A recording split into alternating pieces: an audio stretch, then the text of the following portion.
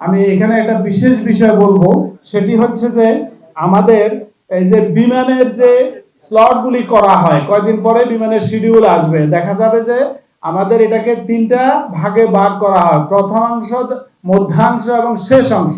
প্রথম অংশে ফ্লাইট কম দেওয়া হয়, মধ্যাংশে বেশি দেওয়া হয়। যেখানে দেওয়া হয় মধ্যাংশে, সেখানে আসলে হাজির থাকে না, হাজিরা ট্রাভেল করতে চায় না। এজন্য আমাদের বিশেষ অনুরোধ থাকবে বিমান প্রতিমন্ত্রী মহোদয় এবং সংশ্লিষ্ট কর্মকর্তাদের কাছে, যাতে করে প্রথম অংশে যাতে করে বেশি ফ্লাইটের আমরা আবেদন করি ঢাকার কাছে, যাতে করে বেশি ফ্লাইট পাওয়া যায়, তাতে করে যারা প্রথম দিকে যেতে চান তারা যেন নির্বিঘ্নে যেতে পারেন।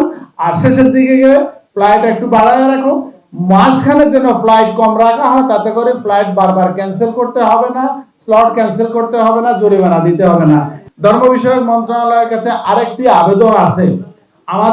আমরা ধর্ম মন্ত্রণালয় অতি বেশি অ্যাক্টিভ বলে আমরাও সবাই অ্যাক্টিভ থাকি, তবে এত অ্যাক্টিভ হলে আমাদের অসুস্থ হয়ে যাওয়ার সম্ভাবনা আছে। আমাদের মন্ত্রণালয় থেকে রাত্রে 2টা, 3টা, 4টা, 5টা, ভোরে, সকালে, রাতে যেভাবে মেসেজ থ্রো করা হয়, এবং প্রতিদিনই হচ্ছে যে আজকে রাতের 8টার মধ্যে, আজকে রাতের 3টার মধ্যে এটা দিতে হবে, এমনভাবে মেসেজগুলি আসে। যিনার হৃদরোগ আছে, যিনার হার্ট ডিজিজ আছে, উনি হার্ট ফেল করবে। আমাদেরকে তো বেঁচে থাকতে হবে, সুস্থ থাকতে হবে।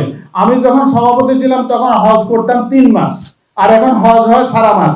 দেখেন, এই 30 তারিখে আমাদের হজের কার্যক্রম শেষ করে সবাই আসলো, 5 দিন পরেই শুরু হয়ে গেল 2027 সালের হজ কার্যক্রম। অর্থাৎ একটু ঘুমাইতেও পারা যায় না। আমাদের একটু স্বস্তি দিবেন, শান্তি দিবেন, আমাদের প্রতি খেয়াল রাখবেন, মায়া করবেন, দয়া করবেন, মহব্বত করবেন, সহযোগিতা করবেন।